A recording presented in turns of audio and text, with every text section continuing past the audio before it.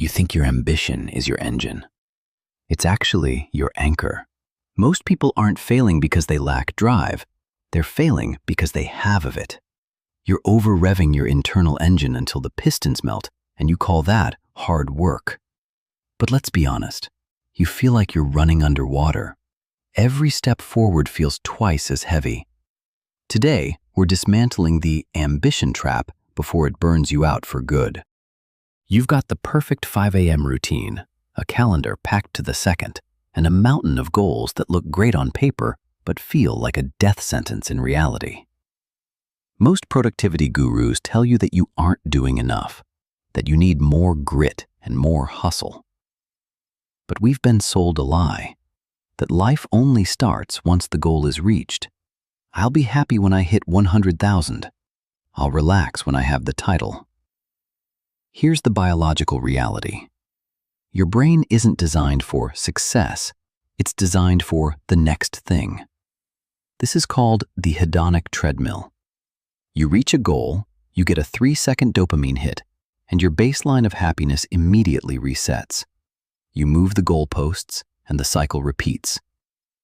Psychologists call this the Arrival Fallacy. It's the illusion that hitting a destination will provide lasting satisfaction. But until you hit it, you are a failure in your own mind. This creates a deficit mindset. You're constantly living in a future that doesn't exist, which makes your present unbearable. When your mind is always at the finish line, you lose the coordination needed to actually run the race. You're tripping over your own feet because you're not looking at the ground. You're looking at the horizon. On this channel, we talk about the unforced mind. What does that mean? Forced progress is fueled by anxiety. It's the grind culture. It works for a week, maybe a month, but it creates internal friction. Every hour of work feels like a battle with yourself. Unforced progress is different. It's about direction over destination.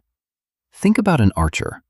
If he's only thinking about the trophy, his hands shake. He's forcing the shot.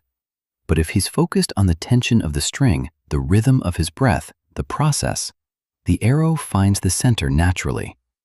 As Bruce Lee famously said, "Be water, my friend." Water doesn't force its way through a crack. It flows. Your goals have become a source of pressure, not a source of light. They have become a weight you carry rather than a compass you follow. So, how do we escape the trap without becoming lazy? We apply the 85% framework. The 85% rule. Look at elite sprinters like Usain Bolt. He never runs with a clenched jaw.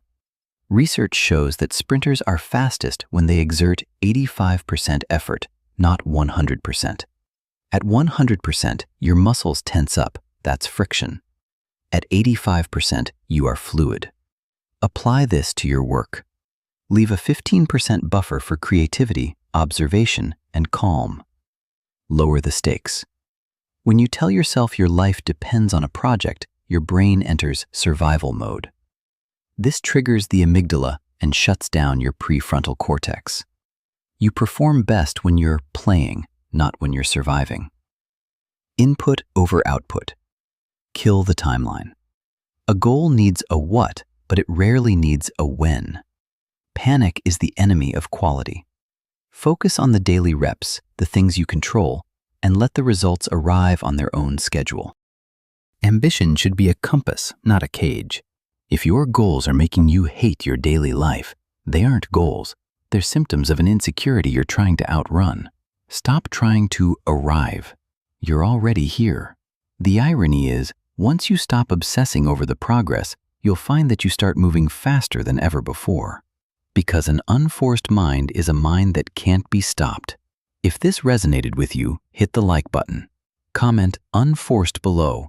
It tells the algorithm that this message matters. And subscribe if you want to build a life that feels as good on the inside as it looks on the outside. I'll see you in the next one.